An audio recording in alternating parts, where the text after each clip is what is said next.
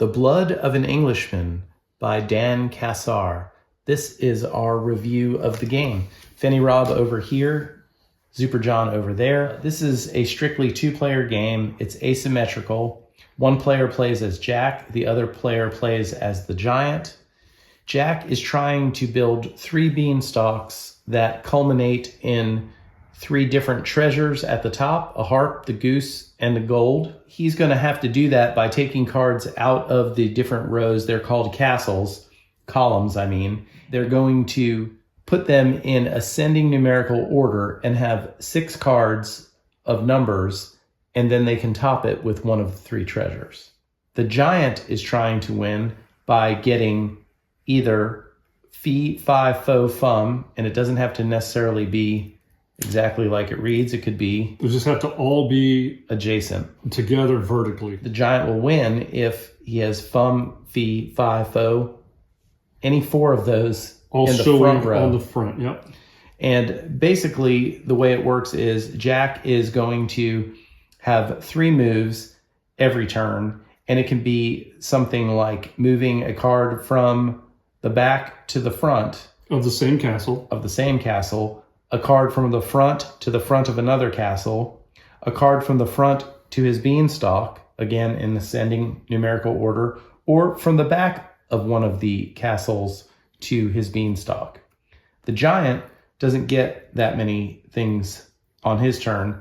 He gets to either move exactly 4 cards from the front to the front of another, or he can discard any single numerical card from the game, but not one of these. Can't be a treasure, and it can't be a giant card.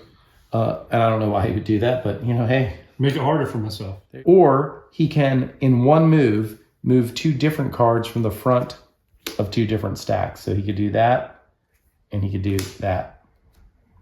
Right?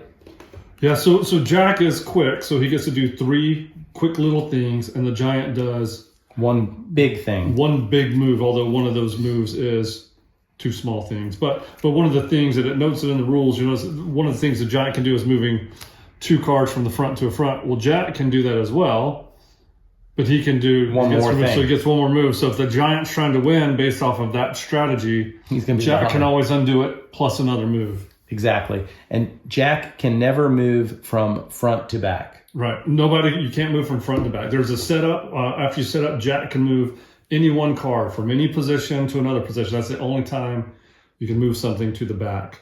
But you never move anything from the front to the back once the game is started.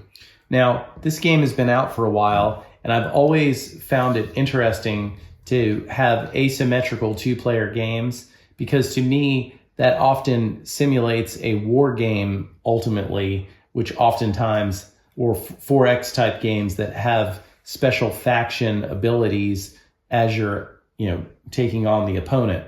So I always like that an asymmetrical 2-player game seems to be more interesting to me oftentimes than ones that you're still playing cards, but everybody starts the same. It has a unique feeling to it.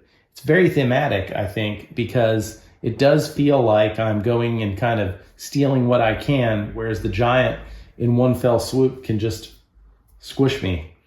So I think it's a brain-burny game because you're constantly trying to figure out, well, if I do this and I do that, that sets up the opponent for a big move. And as Jack, which I normally play as, I find myself being lulled to sleep and not paying attention to what the giant is setting up.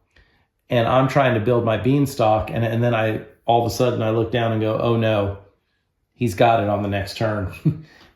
Yeah, so I'll say one of the things that Jack has the ability to do is set up and execute a move. Like, I'm going to move this one here, move that one there, and now I get the card I want, or something like that. Make one little move and grab some things that he wants. The hard part for the giant is you only get that one move. And so if it's the giant can't really set up well for the next move, because that next move is after Jack goes, and Jack's going to go do his thing. So Jack can always disrupt the things the giant's going on. So the giant's got to play what is the best move right now, or at the start you can have a long-term strategy, but that's quickly going to go out the window. I think Jack's got a little more ability to do a strategy, while the giant has to react. You got to do something quick right now. Try to hurt Jack if you can. Well, what we do find in the game is that it seems like the first and second beanstalks are way easier to build for Jack than to get the third one. And so knowing that going into the game, if you've played it a few times, as Jack, you start to set up situations where you could complete a beanstalk, but that might be the last card you play on this turn, and now you've left the board open for the giant, whereas you might want to wait before completing the second beanstalk and know you've got it when you want to build it, and then kind of wait till the next turn to build it so that you can start the third beanstalk while the giant's still reacting. So I think, for Jack to be successful, you have to be on your toes at all times, because you may shoot yourself in the foot if you start a beanstalk with a number that is too high. Or, one of the best things the giant, I think, can do is to identify what Jack needs and just start pulling those cards out, because he can win the game. There's a third way, and that is to prevent Jack from being able to build a beanstalk. So if it's in the third round and Jack's got 4 cards, but they're at the highest card is an 8, Jack's done. Yeah, so for the giant, there's a few strategies I was trying to think through, and I'm not exactly sure how they go about. One is take out all the 9s, take out all the 8s, start limiting the number so that you can control the narrative a little more here when you move, because with all of the cards out there, it's tough. Right. So that's one thing. The other strategy I can think of is trying to find a way to get all of the Fi Fo Fum moved up, which as a giant you can't do because you're moving 4 at a time. So you got to choose. I'm going to give up this stack over here, and I'm going to start moving all the 4 over there. So hopefully I can get those and then do 1 at a time. But so I'll say playing as a giant is challenging. We played one off camera, and I think I lucked into the victory there. But this one on camera, I think you see Rob's got the ability to. He's got that quick. I'll put a link up here so you can watch the game that we played on camera.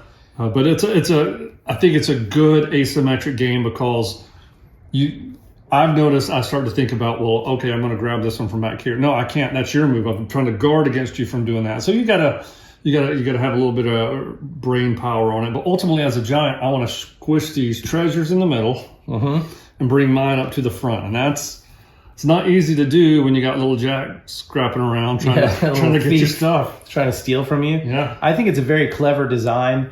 And I think it's a very underrated game in the sense that I don't know that a lot of people know about this game.